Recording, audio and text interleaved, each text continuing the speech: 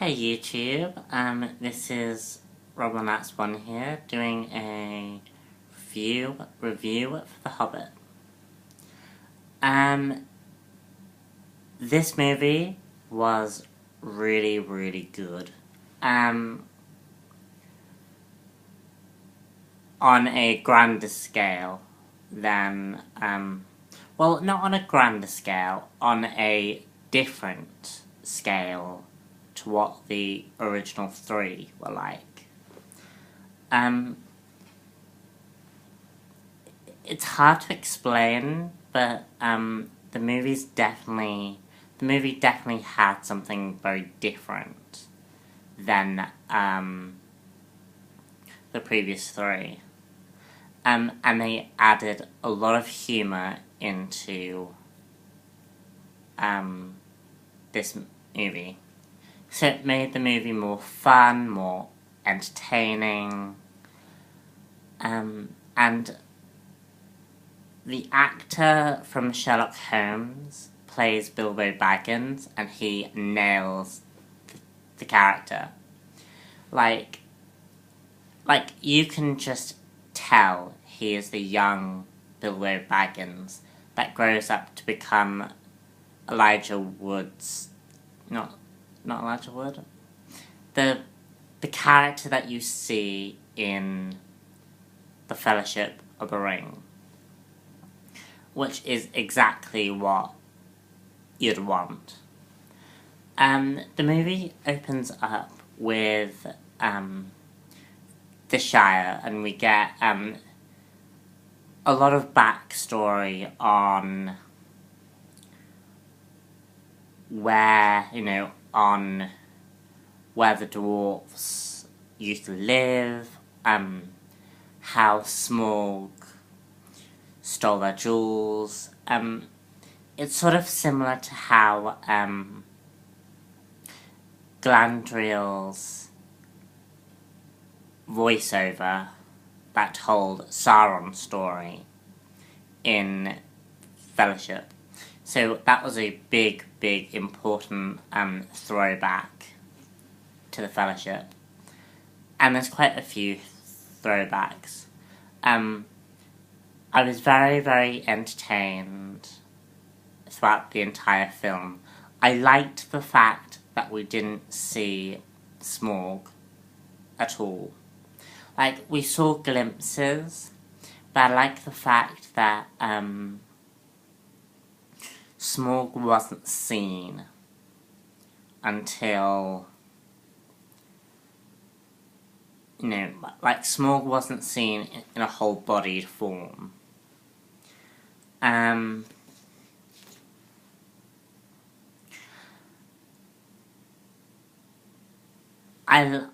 liked, I want to say Thrain or Thorn, the chief dwarf who is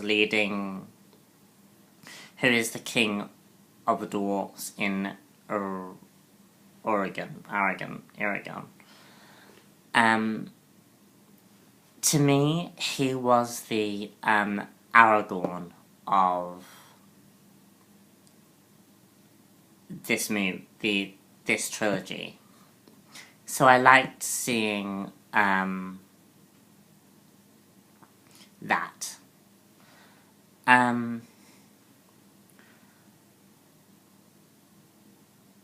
Bilbo becomes more confident as he progresses through the story, and it's quite a nice thing because he says at the very end, he admits to the fact that I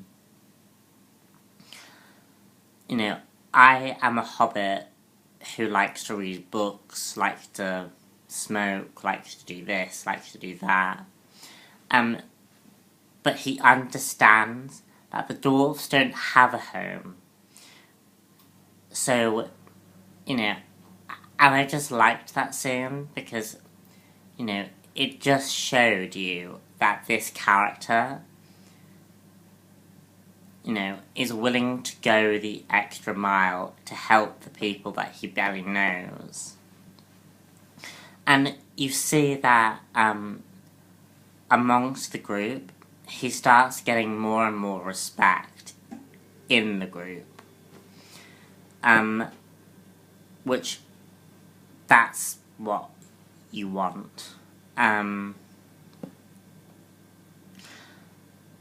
he's a lot more active in the movie than I think Frodo was.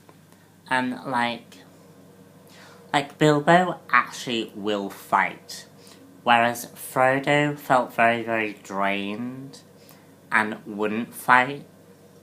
So it was quite nice to actually see a character, see a Hobbit fight in scenes.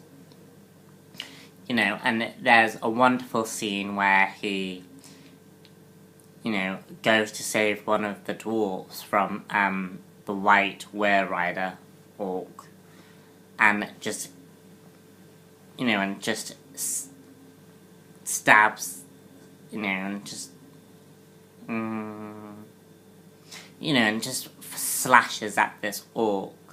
It's really good.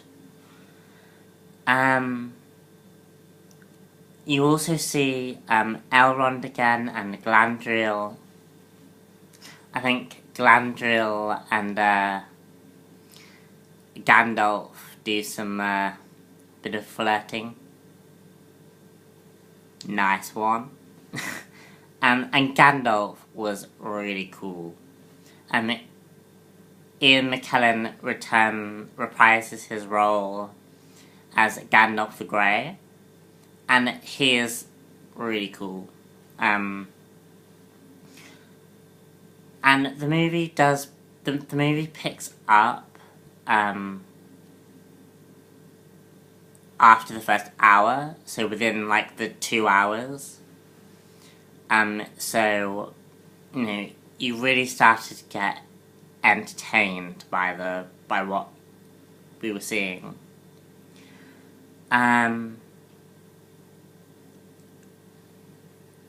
There's also a bigger plot, and there are loads of throwbacks to the Fellowship of the Ring. Like, we see the Necromancer. This is gonna have spoilers, so if you don't want to be spoiled, I'm just warning you now. The Necromancer, who is actually Sauron, coming back, he goes to Don El Moreth and revives the Witch King of Nazgul. You know, and basically, Sauron creates this dark evil that begins to spread across the lands.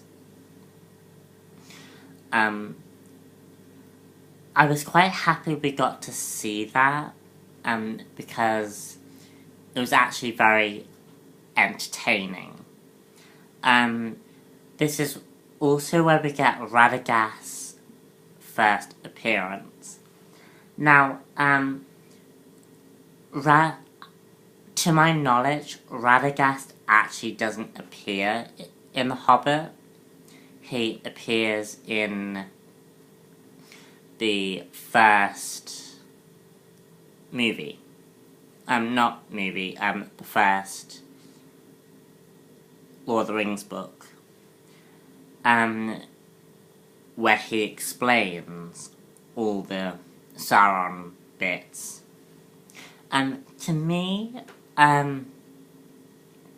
he was basically a crackhead on trying to have a bigger story than I think he was really needed. And watching him, I was sort of like, do you need that character there? You know, what relevance is he? So, I didn't think Radagast really had a relevance, but, you know, I think the only reason why Radagast was there was because they needed a character to bring in the subplot of Sauron returning. And the riddle in the dark was awesome. You know, we get to see Gollum return, and Gollum and Bilbo just have this really, really cool, you know, back and forth moments, and it was really cool to see that and to see Gollum return. Sorry.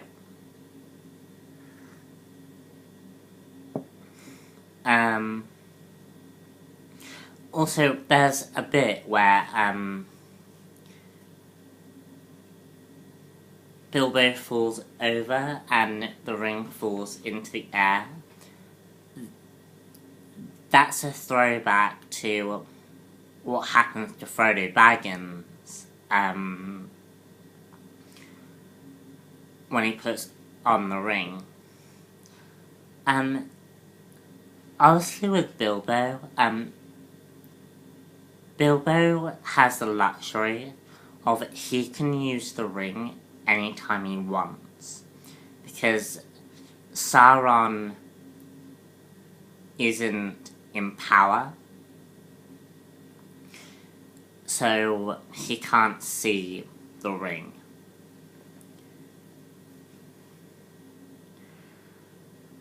And also the music was brilliant. You know, at my cinema, they had the music soundtrack playing, and that's the sort of music that personally I could just listen to, you know, for hours on end, because, you know, it was just nice to listen to. So I hope in the next one, they up the music to something a bit more original, so we get those nice, comebacks. And if you're gonna have, the Lord of the Rings theme, have the main theme, at least in the battle scenes.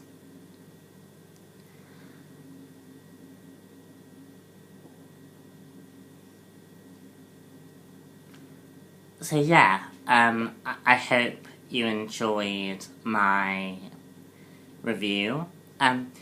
If you have any suggestions you want to say, or any questions about my review, please comment below. And yeah, this will be my last movie review until the following year, until next year, providing 2012 doesn't happen. Lol. So yeah, I hope you enjoyed my review, and bye.